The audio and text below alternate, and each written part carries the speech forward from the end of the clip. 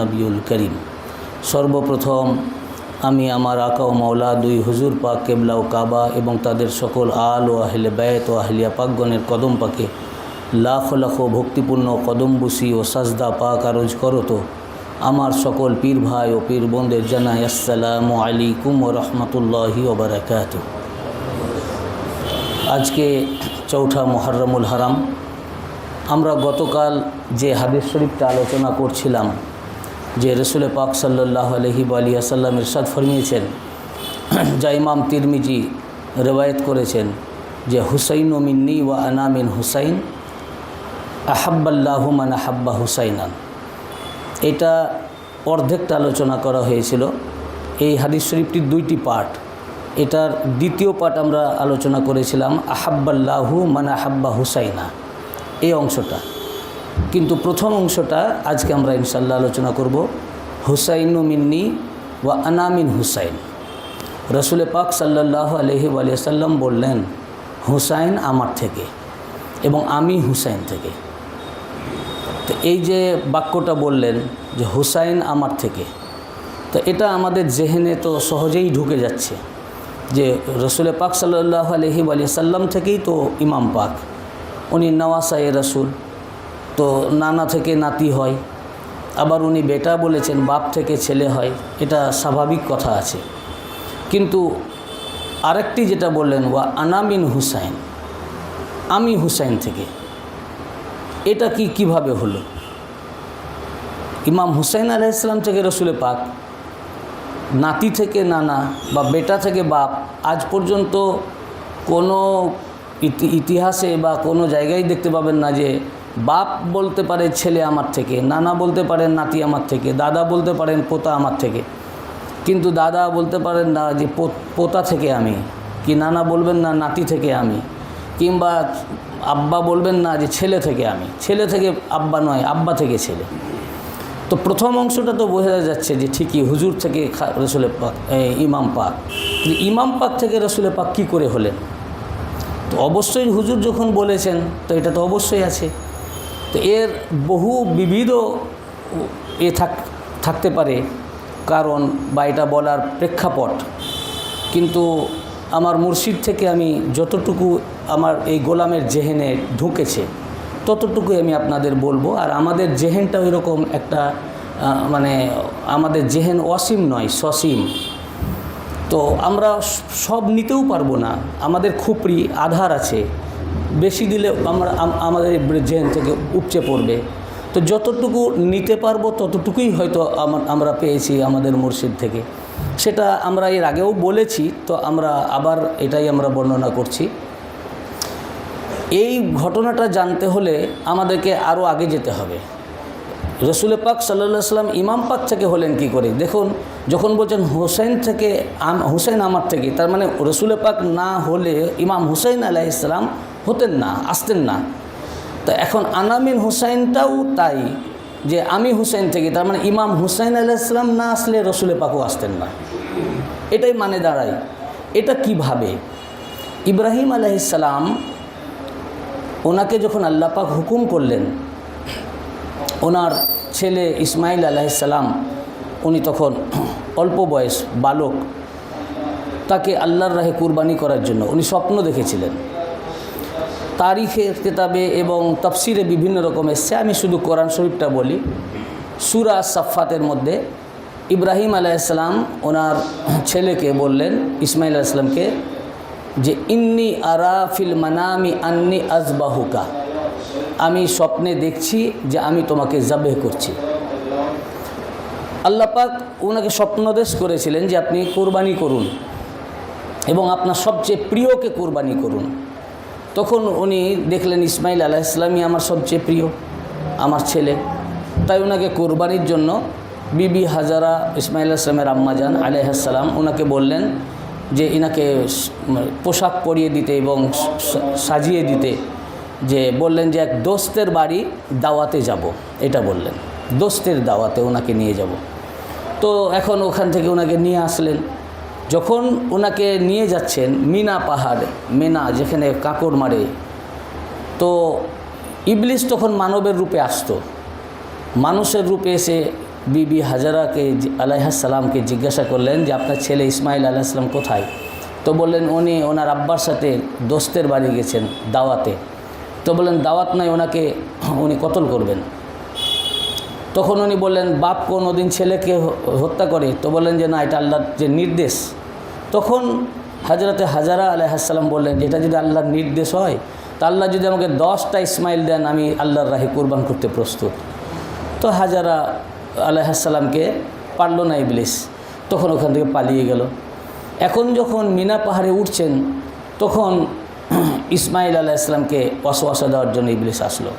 বলে আপনি কোথায় যাচ্ছেন? বলে আব্বার সাথে দাওয়াতে যাচ্ছি। তো বললেন যে না, আপনাকে উনি জবে করবেন। তো বললেন যে তাই হয়? আব্বা আমাকে এত পেয়ার করেন, বাপ কোনো ছেলেকে কখনো কতল করে? তো বলে এটা আল্লাহর হুকুম হয়েছে। তখন উনি বললেন আল্লাহর হুকুম যদি হয়ে থাকে, তো আল্লাহ পাক যদি 100টা জীবন দান করেন, তো আমি 100 বার আল্লাহর রাহে কোরবান হতে প্রস্তুত। তখন উনি বললেন, এটা ওই আয়াত পাকেই আছে যে আল্লাহ, হে আমার আব্বা, আপনাকে যেটা আল্লাহ হুকুম করেছেন সেটা আপনি বাস্তবায়িত করুন, পালন করুন। উনি বললেন ইব্রাহিম আলাইহিস সালাম যে আমি স্বপ্ন দেখলাম যে আমি তোমাকে জবে করছি, ইন্নি আরাফিল মানাম, আমি স্বপ্নে দেখছি যে আমি তোমাকে জবে করছি। এর উত্তরে ইসমাইল আলাইহিস সালাম বললেন আল্লাহ যেটা আপনাকে হুকুম করেছেন। কোরআন পাকের এই আয়াত পাক থেকে পাওয়া গেল যে পয়গম্বরদের স্বপ্নটাও ওহী, ওনাদেরকে আল্লাহ পাক যেটা স্বপ্ন করেন ওটা বাস্তব। উনি তো তখন শিশু, অল্প বয়স, তখন দৌড়াদৌড়ি করতে শিখেছেন এই বয়সের।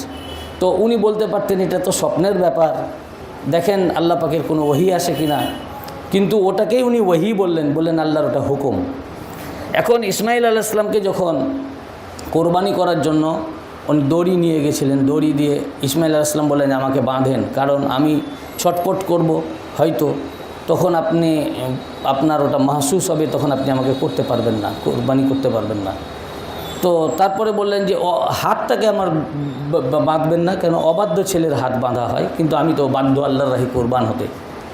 ইসমাইল আলাইহিস সালাম বললেন যে আপনার চোখে 7টা পটি বেঁধে নেন। পরপর উনি 7টা পর্দা মানে কাপড় দিয়ে বেঁধে নিলেন, যেন কোনোভাবেই বুঝতে না পারেন যে ইসমাইল আলাইহিস সালাম এখানে শুয়ে আছেন বা ওনাকে উনি করছেন। দেখেন কীরকম কারবালার শাহাদাত আর ইসমাইল আলাইহিস সালামের কুরবানির মধ্যে তফাৎ, যে ইসমাইল আলাইহিস সালামকে কুরবানি করছেন তো ইব্রাহিম আলাইহিস সালামকে চোখে 7টা পটি বাঁধতে হচ্ছে।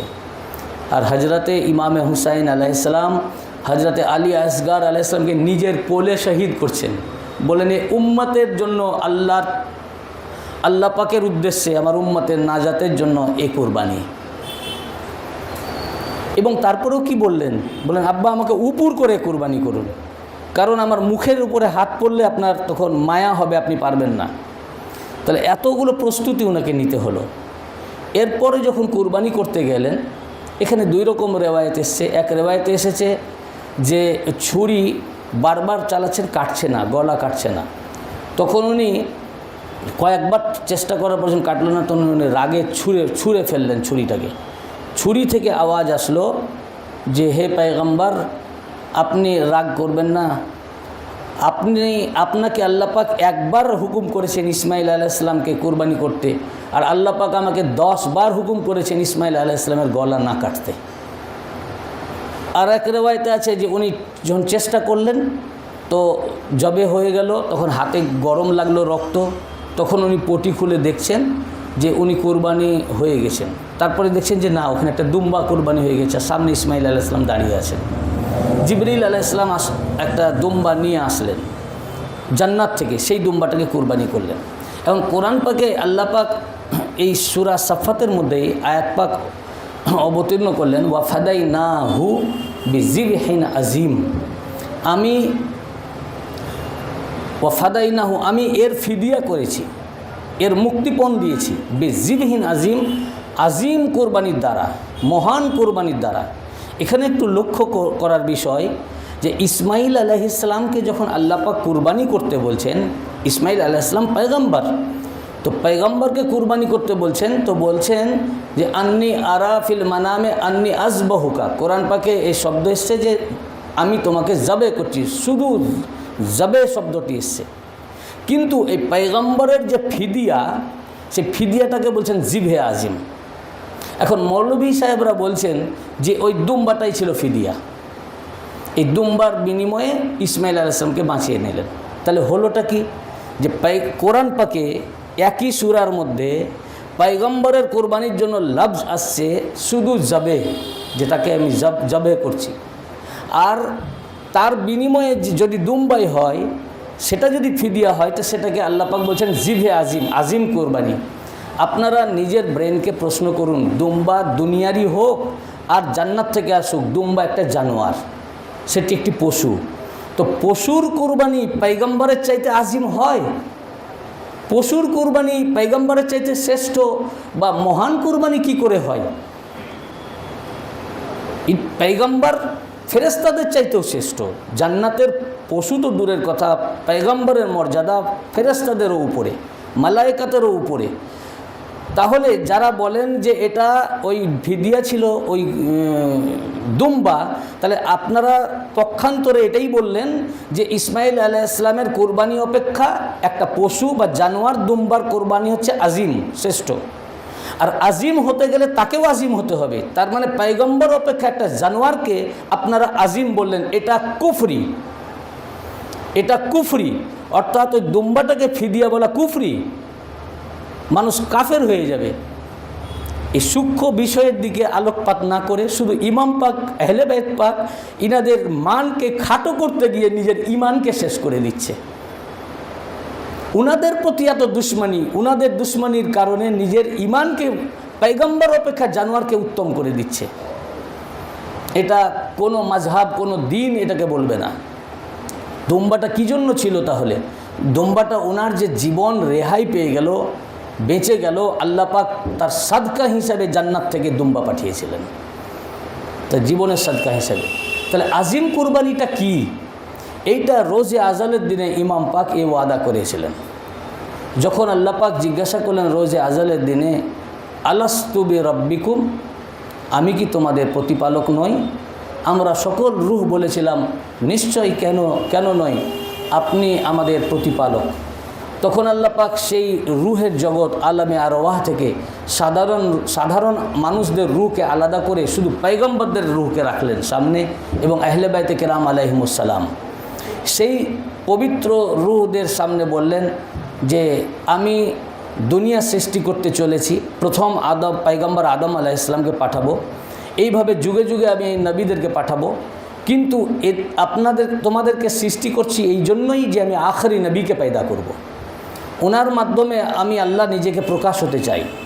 তো আপনারা আখরি নবী মুহাম্মদুর রাসূলুল্লাহ সাল্লাল্লাহু আলাইহি ওয়াসাল্লামের যদি জামানা পান, তাহলে তাকে মাদাদ করবেন, এটা অঙ্গীকার করেন, এবং তার ধর্ম আপনারা গ্রহণ করলেন, তারপর ঈমান আনলেন। এটা কোরআন শরীফের মধ্যে আয়াত পাকিছে, আয়াতে মিসাক। সকল পয়গম্বর বললেন যে আকরার না, আমরা কবুল করলাম, আমরা মেনে নিলাম, এবং আমরা ওনার উপরে ঈমান আনলাম, এবং আমরা ওনাকে মাদাদ করব। আল্লাহ পাক বললেন যে পয়গম্বরদেরকে যে তোমরা যে এটা অঙ্গীকার করলে, এটা একে অপরের সাক্ষী হও। তো একজন পয়গম্বরের উপরে সমস্ত পয়গম্বর বাকিরা সাক্ষী হলেন, আরেকজন পয়গম্বরে আর বাকি পয়গম্বর সাক্ষ্য থাকলেন, এইভাবে স্বাক্ষরিত হলো। আল্লাহ পাক বললেন যেটা আমারই সামনে ঘটলো, অতএব আমিও এর সাক্ষ্য থেকে গেলাম। এখন আল্লাহ পাক এই ঘটনা ঘটার পর আল্লাহ পাক বললেন যে আমার এই ইসলামের জন্য, আমার জাহিরি প্রকাশ হওয়ার জন্য কে নিজেকে কুরবানি করতে পারবে। তখন কিন্তু সমস্ত পয়গম্বরের রূহ কিন্তু খামোশ হলো। তখন ইমাম হুসাইন আলাইহিস সালাম দাঁড়িয়ে গেলেন এবং উনি বললেন যে আমি শুধু নয়, আমার পুরো পরিবারকে আপনার তাওহীদের জন্য নিজেকে কুরবান করে দেব। এখন প্রশ্ন হলো যে এখন কুরবানি কেন লাগবে, আর আল্লাহ পাক কুরবানি কেন চাইলেন? কুরবানি এই জন্য চাইলেন যে পয়গম্বররা যে যুগে যুগে আসবেন, আল্লাহর তাওহীদকে নিয়ে আসবেন, প্রচার করবেন, এই আস্তে আস্তে যখন ইব্রাহিম আলাইহিস সালামের জামানা আসবে, এই যে যুগটা, ইসমাইল আলাইহিস সালামের প্রতি যখন কুরবানির আদেশ হবে, ইসমাইল আলাইহিস সালামের তখন ইব্রাহিম যে নূরে মুহাম্মাদি আদম আলাইহিস সালাম থেকে এক পয়গম্বরদের সুলভ হয়ে চলে আসছে, ইব্রাহিম আলাইহিস সালাম থেকে এই নূরে মুহাম্মাদি ইসমাইল আলাইহিস সালামের সুলভে তখন চলে গেছে। এখন ইসমাইল আলাইহিস সালাম যদি কুরবানি হয়ে যান, তাহলে আখেরি নবী কীভাবে আসবেন? উনার খানদান থেকে এসেছেন। এই জন্য আল্লাহ পাক সেদিন বললেন যে ইসমাইল আলাইহিস সালামের একটা ফিদিয়া দরকার, একটা বিনিময়ের মাধ্যমে ওনাকে বাঁচাতে হবে। সৃষ্টি জগতের কেউ ইসমাইল আলাইহিস সালামের কুরবানির ফিদিয়ার যোগ্য নন। একমাত্র এর জন্য ছিলেন ইমাম হুসাইন আলাইহিস সালামই। উনি দেখলেন যদি ইসমাইল আলাইহিস সালাম কুরবানি হয়ে যান, তাহলে আমার নানাজান কীভাবে পৃথিবীতে আসবেন? আর যদি রসুল পাক ইসমাইল শহীদ কুরবান হয়ে যান, তাহলে রসুলের পাক পৃথিবীতে যদি না আসেন, তো সব কিছুই তো আল্লাহ সৃষ্টি করছেন উনার জন্য। রসুলের পাক না আসলে তো দিন আসবে না, ইসলাম আসবে না, নামাজ আসবে না, রোজা আসবে না। নামাজ রোজা ছেড়ে দেন, কোনো মানুষই আসবে না। কোনো পয়গম্বরকেও আল্লাহ পাক যে একটা সৃষ্টি করার জন্য একটা করে রেখেছেন যে কীভাবে কোন পয়গম্বরকে পাঠাবেন, তাহলে তো আল্লাহ পাকের ইচ্ছা থেকেও নিজেকে ফিরে আসতে হয়। কেন এগুলো সৃষ্টির উদ্দেশ্যই যে রসুল পাককে পৃথিবীতে পাঠানো। তো হুজুরই যদি না আসেন, তাহলে আর আদম আলাইহিস সালামকে পাঠিয়ে কী লাভ? তাহলে সৃষ্টি জগৎ এটাকে আল্লাহ পাককে রুখে দিতে হয়। আর সৃষ্টি যদি রুখে যায়, আল্লাহ পাক নিজেও জাহির হলেন না, প্রকাশ হলেন না।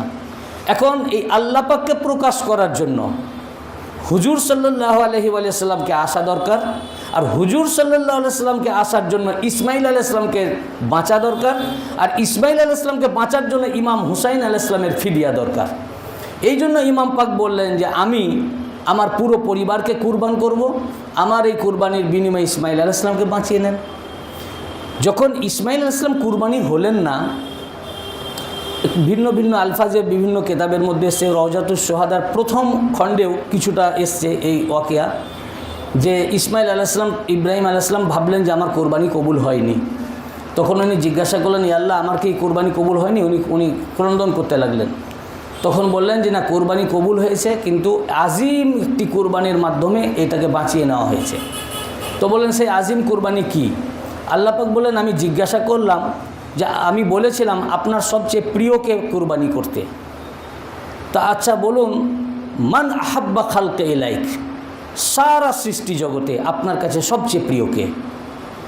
তো উনি চিন্তা করলেন যে ইসমাইল আলাইহিস সালাম আমার প্রিয়, কিন্তু সৃষ্টি জগতের মধ্যে তো নবীজি। তখন উনি বললেন মুহাম্মাদুর রাসূলুল্লাহ সাল্লাল্লাহু আলাইহি ওয়া সাল্লাম, তিনি হচ্ছেন আপনার হাবিব, তিনি আমার কাছে সৃষ্টির মধ্যে সবচেয়ে প্রিয়। তখন তিনি জিজ্ঞাসা করলেন, ফা আওলাদুহু মিন আওলাদিক, তার আওলাদকেও কি আপনি নিজের আওলাদের চেয়ে বেশি মাহবুব মনে করেন? তখন বললেন যে নাম। বলে হ্যাঁ, অবশ্যই আমি তার আওলাদে পাককে আমার নিজের আওলাদের চেয়ে, সন্তানের চেয়ে, ছেলের চেয়ে তো বেশি মহব্বত করি। তখন আল্লাহ পাক বললেন, তাহলে আরশের সামিয়ানার দিকে তাকান। তখন উনি আরশের দিকে দেখলেন, তো ওনাকে 7 আসমানের পর্দা খুলে দেওয়া হলো। কোরআন শরীফেও আছে যে আল্লাহ পাক ইব্রাহিম আলাইহিস সালামকে 7 আসমান এবং 7 জমিনের ভেদ উন্মোচন করে দিয়েছেন। তখন ওনাকে 4000 বৎসর বাদ যে কারবালার ঘটনা ঘটবে, এটাকে রিভিউ করে আল্লাহ পাক ওই পর্দায় দেখালেন। তখন কারবালার পুরো ঘটনা উনি দেখছেন, যে ফোরাত ঘিরে আছে 500 সৈন্য, তারপরে আরও 5000 সেনা, তারপরে আরও 17000, তারপরে কারবালার যুদ্ধ, তারপরে একে একে ওনাদের শাহাদাত পাক, হজরত আলী আকবর আলাইহিস সালামের শাহাদাত পাক, কাসিম আলাইহিস সালামের শাহাদাত পাক, আব্বাস আলমদার আলাইহিস সালামের শাহাদাত পাক, হজরতে আলী আসগার আলাইহিস সালামের শাহাদাত পাক। যখন ইমাম হুসাইন আলাইহিস সালামের শাহাদাত পাক দেখলেন, তখন উনি হাউমাউ করে কেঁদে উঠলেন। উনার যখন ওই চোখের পানি ঝরল, তখন রওজাতুস শুহাদার প্রথম খণ্ডে এই কথাটি লেখা আছে যে রসুল পাক আল্লাহ পাক বললেন যে আপনার ছেলে ইসমাইল কুরবানি হলে আপনি যে ক্রন্দন করতেন, এই কান্নার ফিদিয়া হিসাবে ইমাম হুসাইনের প্রতি কান্নাকে আপনাকে দান করা হলো। তো শাহাদাতে কারবালার ঘটনা ওনাকে তখন দেখানো হয়েছিল। বললেন এটাই হচ্ছে জিভে আজিম। তো আল্লাহ পাক কোরআন পাকে আয়াত পাক নাজিল করে বললেন ওয়াফাদাই না হু বি জিবহিন আজিম, আপনার কোরবানি কবুল হয়েছে, কিন্তু এক মহান কোরবানির বিনিময়ে, অর্থাৎ ইমাম হুসাইন আলাইহিস সালামের কোরবানির বিনিময়ে ইনাকে বাঁচিয়ে নেওয়া হয়েছে। বিনিময় ঠিক নয়, ফিদিয়া মানে মুক্তিপণ। বিনিময়ের আরবি তো বদল শব্দ আসেনি, ফিদিয়া মানে মুক্তিপণ। এই মানে এটার মুক্তিপণ ইমাম পাকই ছিলেন, আর কেউই নয়। মুক্তিপণ একটা নির্দিষ্ট হয়, তো এই নির্দিষ্ট ইমাম হুসাইন আলাইহিস সালামই ছিলেন। তো ইমাম হুসাইন আলাইহিস সালামের ফিদিয়ায় এইটাই হচ্ছে আজিম কোরবানি, বড় কোরবানি। এই কোরবানির দ্বারা ইমাম হুসাইন আলাইহিস সালামকে উনি বাঁচিয়ে নিলেন। এই জন্য রসুল পাক সাল্লাল্লাহু আলাইহি ওয়া সাল্লাম বললেন যে হুসাইন মিন্নি ওয়া আনা মিন হুসাইন, হুসাইন আমার থেকে, ওয়া আনা মিন হুসাইন, আমি ইমাম হুসাইন থেকে। হুসাইন আমার থেকে, উনি আমার নওয়াসা, তাই উনি আমার থেকে, উনি আমার বেটা, তাই উনি আমার থেকে। ওয়া আনা মিন হুসাইন, কিন্তু মূল হচ্ছে আমি হুসাইন থেকে। কারণ যে আজ আমি না আসলে যেমন ইমাম হুসাইন পৃথিবীতে আসতেন না, বাস্তব ইমাম হুসাইন যদি পৃথিবীতে না আসতেন তাহলে ইসমাইল আলাইহিস সালামের ফিদিয়া হিসাবে কারবালা কি করে হতো? কারবালায় শহীদ ইমাম হুসাইন আলাইহিস সালাম হয়েছেন, তো কারবালা কীভাবে সংগঠিত হতো? তো হুসাইন আলাইহিস সালাম যদি না আসতেন তো ইসমাইল আলাইহিস সালামের ফিদিয়া হতো না। আর ইসমাইল আলাইহিস সালামের ফিদিয়া যদি না হতো তাহলে উনি কুরবানি হয়ে যেতেন, আর উনি কুরবানি হলে আমি পৃথিবীতে আসতাম না। তাহলে আমি এসেছি, ইমাম হুসাইন আলাইহিস সালাম এসেছেন এবং উনি এর মুক্তিপণ নিয়েছেন, ফিদিয়া হয়েছেন বলে আজ আমি এসেছি। তো ইমাম হুসাইন আলাইহিস সালাম পৃথিবীতে না আসলে রসুল পাক আসতেন না। রসুল পাক না আসলে কালেমা আসতো না, নামাজ আসতো না, রোজা আসতো না, হাজ আসতো না, জাকাত আসতো না। ইমাম পাক না আসলে রসুল পাক আসতেন না, রসুল পাক না আসলে কোনো ইবাদত আসতো না, ইসলাম আসতো না। রসুল পাক, ইমাম পাক না আসলে রসুল পাক সাল্লাল্লাহু আলাইহি ওয়া সাল্লাম আসতেন না, আর রসুল পাক না আসলে কোনো মানব জাতি আসতো না। উনার জন্যই সব সৃষ্টি। ইমাম পাক যদি না আসতেন রসুল পাক আসতেন না, রসুল পাক যদি না আসতেন কোনো ধর্ম আসতো না। ইমাম পাক না আসলে রসুল পাক আসতেন না, রসুল পাক না আসলে কোনো পয়গম্বর পৃথিবীতে আসতেন না। সমস্ত পয়গম্বরকে পাঠিয়েছেন শুধু রসুল পাকের জন্য। ইমাম পাক যদি পৃথিবীতে না আসতেন রসুল পাক আসতেন না, রসুল পাক যদি না আসতেন জান্নাত সৃষ্টি হতো না, জাহান্নাম সৃষ্টি হতো না, লৌহ কালাম সৃষ্টি হতো না, আরশে কুরসি সৃষ্টি হতো না। সব কিছু সৃষ্টি হচ্ছে রসুল পাকের নূর থেকে। আল্লাহ তাআলা ইরশাদ ফরমাচ্ছেন আউয়ালু মা খালাকাল, রসুল পাক বলছেন আউয়ালু মা খালাকাল্লাহু নূরি মিন নূরিল্লাহ ওয়া কুল্লু খালাকিন মিন নূরি। সর্বপ্রথম আল্লাহ যা সৃষ্টি করেছেন নিজের নূর থেকে আমার নূরকে, আর আমার নূর থেকে সমস্ত সৃষ্টি জগৎ, অর্থাৎ রসুল পাকের নূর থেকে প্রথম সৃষ্টি করলেন আল্লাহ পাক আরশ, কুরসি, লৌহ কালাম, এই চারটি। এবং আরশ সৃষ্টি করার পর রসুল পাকের নূর থেকে আরশ সৃষ্টি হলো, তারপর সে আরশে আল্লাহ পাক অধিষ্ঠিত হলেন। তাহলে রসুল পাক, ইমাম পাক না আসলে রসুল পাক আসতেন না, রসুল পাক না আসলে আরশ তৈরি হতো না, কুরসি, লৌহ কলম, জান্নাত, জাহান্নাম, পৃথিবী, কোনো নবী, কোনো পয়গম্বর, কোনো মুসলমান নয়, কোনো মানব জাতি, মুসলমান, হিন্দু ভাই, খ্রিস্টান, ইহুদি, নাসারা কিছুই সৃষ্টি হতো না। আজ সমস্ত কিছুর সৃষ্টির মূল রসুল পাক, আর রসুল পাকের পৃথিবীতে আসার মূল হচ্ছে ইমামে হুসাইন আলাইহিস সালাম। অর্থাৎ সমস্ত কিছু সৃষ্টির মূলেই হচ্ছেন ইমামে হুসাইন আলাইহিস সালাম, সমস্ত কিছু সৃষ্টির মূল। এবং শুধু তাই নয়, রসুল পাক যদি পৃথিবীতে না আসতেন আল্লাহ নিজেই প্রকাশ হতেন না, আর রসুল পাক আসতেন না যদি ইমাম হুসাইন আলাইহিস সালাম না আসতেন। অর্থাৎ আল্লাহ পাক যা জাহির হয়েছেন, আল্লাহ পাক জাহির, আল্লাহ বাতেন, কোরআন পাকে যা আছে হুয়াল জাহির ওয়াল বাতেনও, তো আল্লাহ প্রকাশ হয়েছেন ইমাম হুসাইন আলাইহিস সালামের দ্বারা। সমস্ত সৃষ্টির মূল উনি। আজ শুধু ইসলাম নয়, সমগ্র মানব জাতি ইমাম হুসাইন আলাইহিস সালামের কাছে ঋণী। মানব জাতি বলবো কেন, সমস্ত পয়গম্বর ইমাম হুসাইন আলাইহিস সালামের কাছে ঋণী। আল্লাহ পাক জাহির হয়েছেন উনার দ্বারা। ইমাম হুসাইনের এই কারণেই আজ প্রত্যেকটা আলাদা আলাদা ধর্ম আছে, প্রত্যেক ধর্মের কৃষ্টি কালচার আলাদা। ইসলাম ধর্মের কৃষ্টি কালচার আলাদা, হিন্দু ভাইদের কৃষ্টি কালচার আলাদা, ইহুদি নাসারার কৃষ্টি কালচার আলাদা। তারা নিজেদের ধর্ম পালন করেন। কিন্তু ইমাম হুসাইন আলাইহিস সালাম এমনই এক সত্তা, শুধু মুসলমানদের উনি নন, সারা বিশ্ব মানব জাতি উনার জন্য আজ শোক পালন করছে। আজ হিন্দু ভাই নওহা করছে, খ্রিস্টান নওহা করছে, কান্নাকাটি করছে, মুহররম পাক পালন করছে। কেন? এই জন্যই আজ এটা হয়ে গেছে। মানুষ বুঝতে পেরেছে যে ইমাম হুসাইন আলাইহিস সালামই হলেন সৃষ্টির মূল। উনি যদি পৃথিবীতে না আসতেন, আর রাসূল পাক সাল্লাল্লাহু আলাইহি ওয়া সাল্লামের ফিদিয়া উনি যদি না হতেন, তাহলে মানব জাতির সৃষ্টি হতো না। এই জন্য সমগ্র মানব জাতি ইমাম হুসাইন আলাইহিস সালামের কাছে ঋণী। উনার কারণে সৃষ্টি হয়েছে, উনার কারণে জগৎ হয়েছে, কারণ উনার কারণ থেকে হুজুর এসেছেন। এই জন্য হুজুর বলেছেন ওয়া আনামিন হুসাইন, আমিও ইমাম হুসাইন আলাইহিস সালাম থেকে। এই আনামিন হুসাইনের আরও কারণ রয়েছে, তার মধ্যে এটা হচ্ছে খুব মারাত্মক কারণ। সমস্ত কিছু ইমাম পাকের উপরে আছে। এই জন্য বড় বড় মনীষী এবং ঋষি এবং স্কলার যারা এবং তারা ইমাম পাকের উপরে মহামূল্যবান কথা বলেছেন। আমাদের ভারতের যিনি মহাত্মা গান্ধী, যিনি father of nation of India, তিনিও পর্যন্ত বলেছেন যে তিনি কি বলেছেন দেখুন, তিনি বলেছেন my faith is the progress of Islam does not depend on the use of sword by its believers but the result of the supreme sacrifice of Imam Husain আলাইহিস সালাম। এরপর বলেন if India wants to be a successful country it must follow in the footsteps of Imam Husain আলাইহিস সালাম।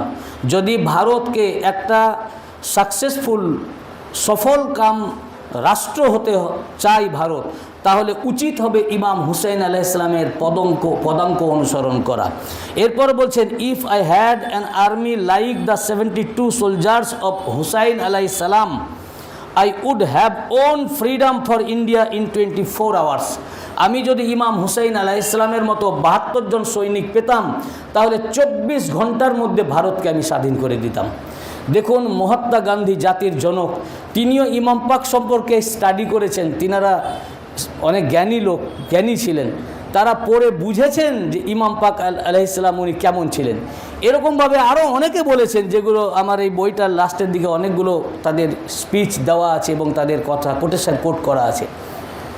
তো দেখুন যে আমরা আমাদের ধর্ম আমরা পালন করি, কিন্তু ইমাম হুসাইন আলাইহিস সালাম শুধু আমাদের জন্য নন, আমাদের মধ্যে সীমাবদ্ধ নন, সকল মানব জাতির। এই জন্য কোনো একজন জোশ মালি আবাদি উনি বলেছিলেন নো ইনসান কো বেদার তো হো লেনে দো, হর কৌম পুকারেগি হামারে হ্যাঁ হুসেন। নো হিউম্যান বিইংকে তো জাগতে দাও, মনুষ্যত্বকে তো জাগতে দাও, দেখবে একদিন আসবে সকল জাতি বলবে হুসাইন আমাদের, হুসাইন আমাদের, ফাখার করবে, ইমাম পাককে নিজের বলে ফাখার করবে। এই জন্য এক খ্রিস্টান গবেষক তিনি বলেছিলেন যে হুসাইন আলাইহিস সালাম যদি আমাদের ধর্মে জন্মগ্রহণ করতেন, তাহলে আমরা আমাদের মানে রাস্তার মোড়ে মোড়ে ওনার তো মূর্তি তৈরি করে আমরা দাবি করতাম, আমরা ফাখার করতাম এবং আমরা দাবি করতাম, ওনাকে স্যালুট জানাতাম এবং আমরা দাবি করতাম যে হুসাইন আলাইহিস সালাম আমাদের উনি। তো ইমাম হুসাইন আলাইহিস সালাম সীমাবদ্ধ শুধু মুসলমানদের জন্য নয়, এই জন্য আমার হিন্দু ভাইয়েরাও ওনার জন্য নওহা করেন, মার্সিয়া মাতম করেন। আজ ইমাম হুসাইন আলাইহিস সালামের জন্যই সব কিছু সৃষ্টি হয়েছে। এক কথায় সমস্ত সৃষ্টি জগতের মূলই ইমাম হুসাইন আলাইহিস সালাম। আল্লাহ পাক আমাদেরকে এই ইমাম পাকের নওহাজারি মার্সিয়া মাতম করার তৌফিক দান করুন এবং ওনার মুহাম্মদ ও আলে মুহাম্মদ, খাস করে ইমাম হুসাইন আলাইহিস সালাম এবং হুজুর গাউসে পাকের মুহাব্বতে আমাদের হৃদয়কে পূর্ণ করে দেন এবং আমাদেরকে ওনার গোলামি করার তৌফিক আতা করুন। আমিন। ওয়া আখিরু দাওয়ানা আলহামদুলিল্লাহ।